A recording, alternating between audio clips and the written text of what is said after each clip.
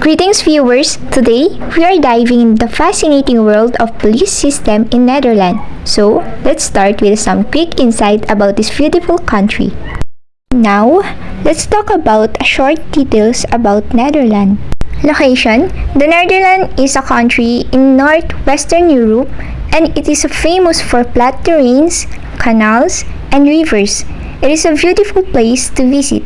Capital: in the Netherlands, Amsterdam is the capital city, which means it is the most important and well-known city. However, the government operates from The Hague, where they make the important decisions and run the country. The Hague, also known as Den Haag in Dutch, it is a city in the Netherlands.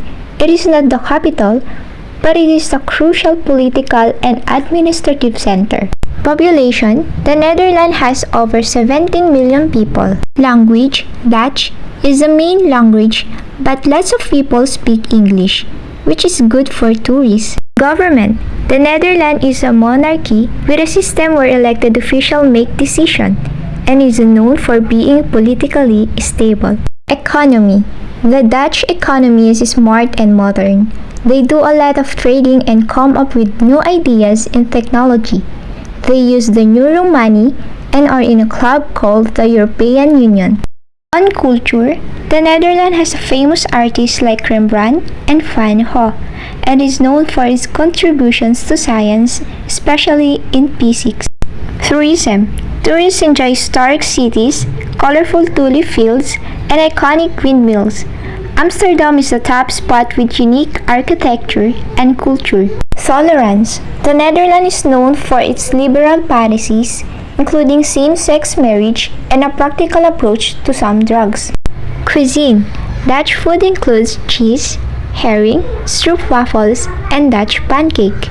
Cycling: the Netherlands is bike-friendly with many bike paths, and people often use the bikes for transportation. Dutch National Police municipality responsible for maintaining public order, preventing and investigating crimes. Royal Netherlands Marechaussee. The Marechaussee safeguard the security of the Netherlands and the Caribbean part of the Kingdom of the Netherlands. Dutch Railway Police, also known as Koninklijke Marechaussee, is a military police organization which falls under the Ministry of Defense. Highest rank Corps Chef, Chief of Police. This position typically held by a senior officer who is responsible for overseeing the entire Dutch police force.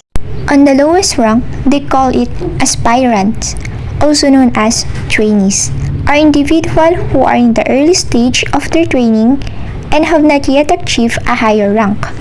They are typically learning the basics of law enforcement. Now, let's talk about the types of law enforcement in Netherlands. It is decentralized. In the Netherlands, the police system is decentralized, which means it is not all controlled from one central authority. Instead, there are different police units in various regions of the country. Each of these units has some independence to handle local law enforcement issues. These setups allow them to adapt to the specific needs of their areas while still following the overall national police guidelines. The estimated strength of Netherlands. The Dutch police force consists of approximately 65,000 officers. This number represents the total count of police officers in the Netherlands. They are responsible for maintaining law and order, enforcing law, and ensuring the safety and security of the Dutch populations. Now, let's proceed on the short history of Netherlands under police system. 1. Early development.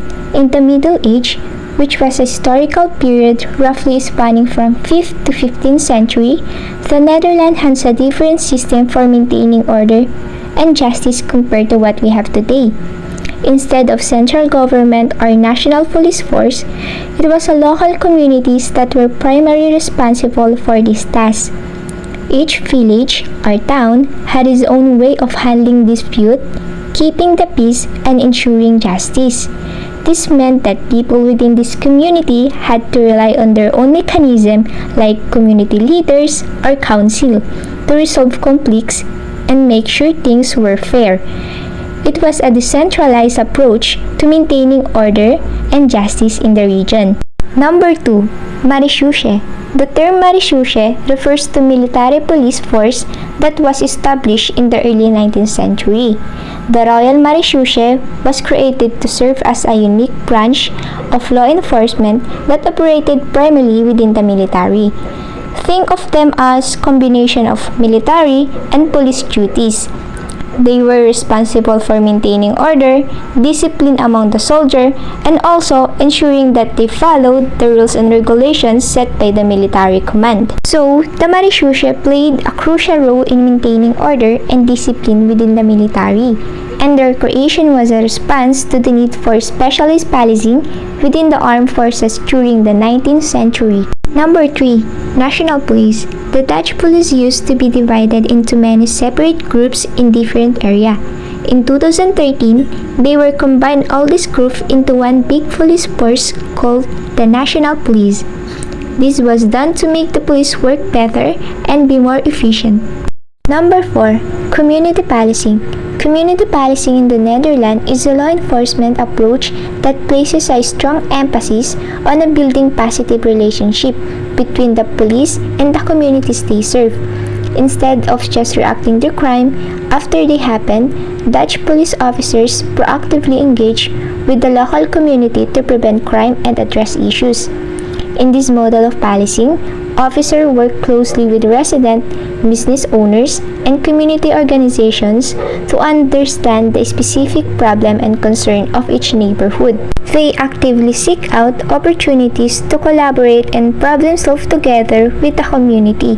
By doing so, they aim to create a sense of trust and partnership, making it easier for people to approach the police with their concern and issues. Modernizations and technology. In this case, they use the technology and digital tools to prevent and detect crime. Number 6. Legal framework. In the Netherlands, the police follow Dutch law that prioritize individual rights and freedom. They are supervised and held accountable to make sure they act according to the law. The Dutch police system is known for its strong commitment to community engagement, professionalism, and upholding the rule of law while addressing contemporary challenge. Now, let's talk about the organizational structure of Netherlands. The first branch of Dutch police is National Police. The National Police is like a central hub of law enforcement in the Netherlands. It is responsible for general policings across the country. On National Police, we have two sub-branches.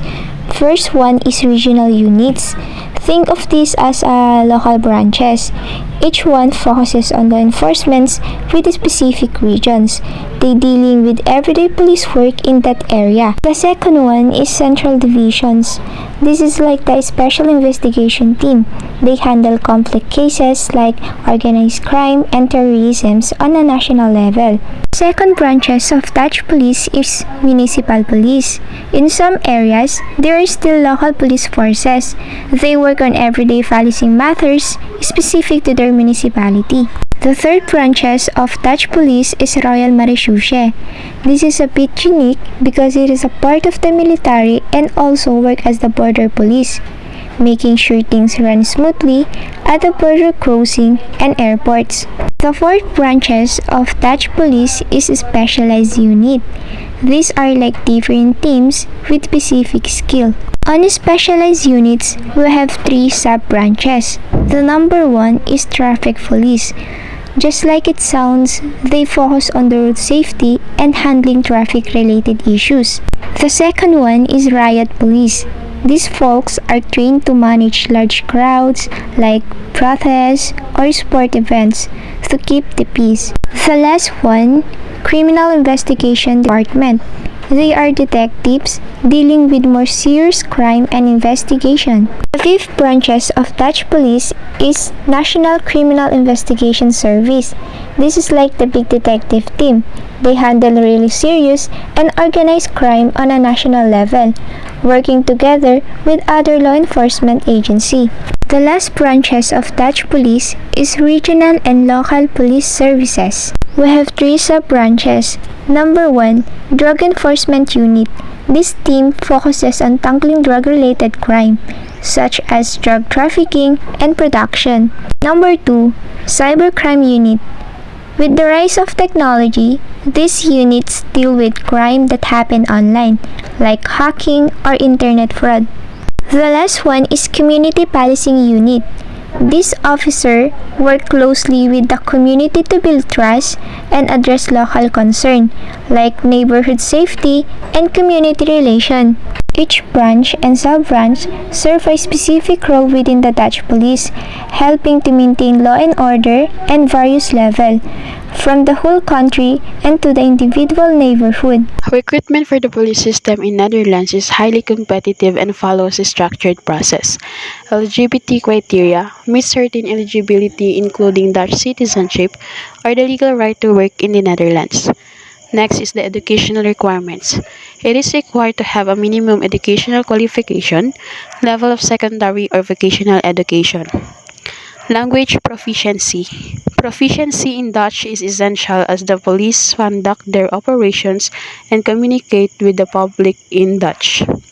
Physical and health standards.